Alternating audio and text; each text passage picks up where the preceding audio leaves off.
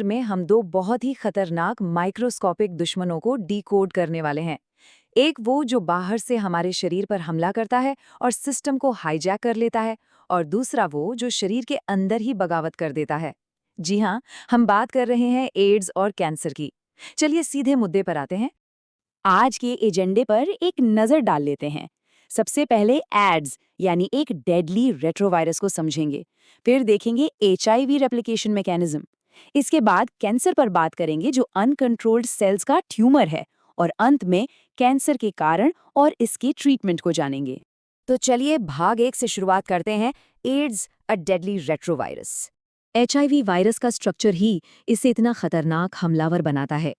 दरअसल ये एक रेट्रोवायरस है।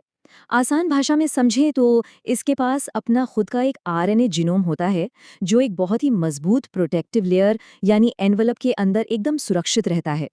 यही शील्ड इसे इतना पावरफुल बनाती है। अब सवाल उठता है कि ये बाहरी दुश्मन इंसान के शरीर में घुसता कैसे है। इसके मुख्य रूप से 4 ही रास्ते हैं। पहला, किसी इन्फेक्टेड पर्सन के साथ सेक्सुअल कांटेक्ट।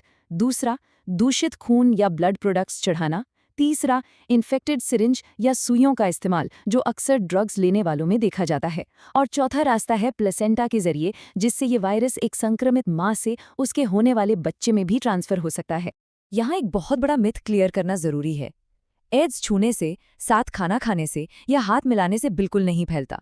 इसके फैलने के लिए बॉडी फ्लूइड्स यानी शारीरिक तरल पदार्थों का सीधा एक्सचेंज होना 100% जरूरी है। अब आते हैं दूसरे सेक्शन पर, एचआईवी रेप्लिकेशन मैकेनिज्म। ये प्रोसेस किसी स्पाई थ्रिलर से कम नहीं है। शरीर में एंट्री मारते ही ये वायरस सबसे पहले मैक्रोफेज नाम के सेल्स के अंदर घुसपैठ करता है। एक तरह से ये मैक्रोफेज अब एचआईवी फैक्ट्री बन जाते हैं। वायरस इन्हें अपना बेस कैंप बनाता है और इंसान के ही सिस्टम का इस्तेमाल करके धड़ाधड़ अपनी अनगिनत कॉपीज बनाना शुरू कर देता है। ये एक पूरी चेन रिएक्शन है। मैक्रोफेज में घुसने के बाद वायरस का आरएनए रिवर्स ट्रांसक्रिप्टेज नाम के एंजाइम की मदद से डीएनए में बदल जाता है। फिर ये वायरल डीएनए सीधा सेल के न्यूक्लियस में जाकर हमारे मेन डीएनए के साथ जुड़ जाता है। मतलब अब हमारा शरीर ही खुद वायरस बनाने लगता है। इसके बाद ये नए वायरस खून में उतरकर हेल्पर टी सेल्स पर सीधा अटैक करते हैं। नतीजा, शरीर की इम्यूनिटी इतनी बुरी तरह गिर जाती है कि इंसान आम इन्फेक्शन से लड़ने की ताकत भी खो देता है। तो इसे डिटेक्ट कैसे किया जाता है और इसका इलाज क्या है? सबसे पहले एलिजा टेस्ट होता है और फिर वेस्टर्न ब्लॉट टेस्ट से इसकी पक्की कंफर्मेशन की जाती है। ट्रीटमेंट के लिए एंटी रेट्रोवायरल दवाइयाँ दी जाती हैं। लेकिन सच तो ये है, एक बहुत कड़वी सच्चाई, कि ये दवाइयाँ सिर्फ इंसान की उम्र को थोड़ा बढ़ा सकती हैं। ये इस बीमारी को जड़ से खत्म नहीं कर सकती और ना ही मौत को टाल सकती हैं। चलिए अब कहानी के दूसरे हिस्से यानी भाग 3 की तरफ मुड़ते हैं। Cancer, tumour of uncontrolled cells. हमारी बॉडी के नॉर्मल सेल्स का एक बहुत बेसिक रूल होता है, जिसे कॉन्टैक्ट इनहिबिशन कहते हैं।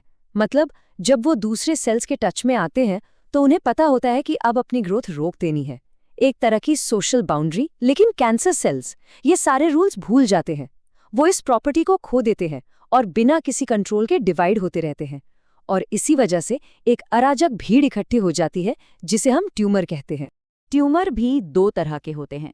पहले है बिनाइन ट्यूमर। ये थोड़े शरीफ होते हैं, मतलब अपनी ओरिजिनल जगह पर ही टिके रहते हैं, शरीर के बाकी हिस्सों में नहीं फैलते और कम नुकसान पहुंचाते हैं। लेकिन दूसरे हैं मैलिग्नेंट ट्यूमर। ये बहुत तेजी से फैलने वाले नियोप्लास्टिक सेल्स का एक खतरनाक झुंड होते हैं, जो बेहद एग्रेसिव तरीके से अपने आसपास के नॉर्मल टिश्यूज पर भी हमला कर देते हैं और उन्हें तबाह कर देते हैं। और यहीं पर कैंसर अपना सबसे भयानक रूप दिखाता है, जिसे मेटास्टेसिस कहते हैं। ये मैलिग्नेंट ट्यूमर का सबसे खौफनाक फीचर है। इसमें होता क्या है कि कैंसर सेल्स ट्यूमर से टूटकर खून के जरिए शरीर के दूर दराज के अंगों तक ट्रैवल करते हैं और वहां जाकर नए ट्यूमर बनाना शुरू कर देते हैं। यही वो मैकेनिज्म है जिसकी वजह से मैलिग्नेंट कैंसर एक जानलेवा और बहुत बड़ी चुनौती बन जाता है। अब बढ़ते हैं हमारे आखिरी सेक्शन की ओर, cancer causes and treatment. Normal cells को कैंसर सेल्स में बदलने वाले इन ट्रिगर्स को कार्सिनोजेंस कहते हैं। इन्हें हम 3 कैटेगरी में बांट सकते हैं। फिजिकल ट्रिगर्स में एक्स-रे, गामा रे और यूवी रेज आती हैं, जो सीधा डीएनए को डैमेज करती हैं। केमिकल ट्रिगर्स में तंबाकू के धुएं में मौजूद कार्सिनोजेंस शामिल हैं। और बायोलॉजिकल ट्रिगर्स में ओंकोजेनिक वायरस आते हैं। इतना ही नहीं, हमारे खुद के नॉर्मल सेल्स में कुछ प्रोटो-ओंकोजीन होते हैं जो अगर किसी वजह से एक्टिवेट हो जाएं तो वो खुद कैंसर का कारण बन सकते हैं। तो डॉक्टर्स इन बागी सेल्स का पता कैसे लगाते हैं? इसके लिए कुछ बहुत ही एडवांस टूल्स इस्तेमाल होते हैं। माइक्रो लेवल पर टिश्यू की जांच करने के लिए बायोप्सी और हिस्टोपैथोलॉजिकल स्टडी की जाती है, और शरीर के अंदरूनी हिस्सों की एकदम सटीक 3D इमेज निकालने के लिए MRI और CT स्कैन जैसी तकनीकों का इस्तेमाल होता है। एक बार बीमारी पकड़ने के बाद इससे लड़ने के लिए मेनली 4 तरीके अपनाए जाते हैं।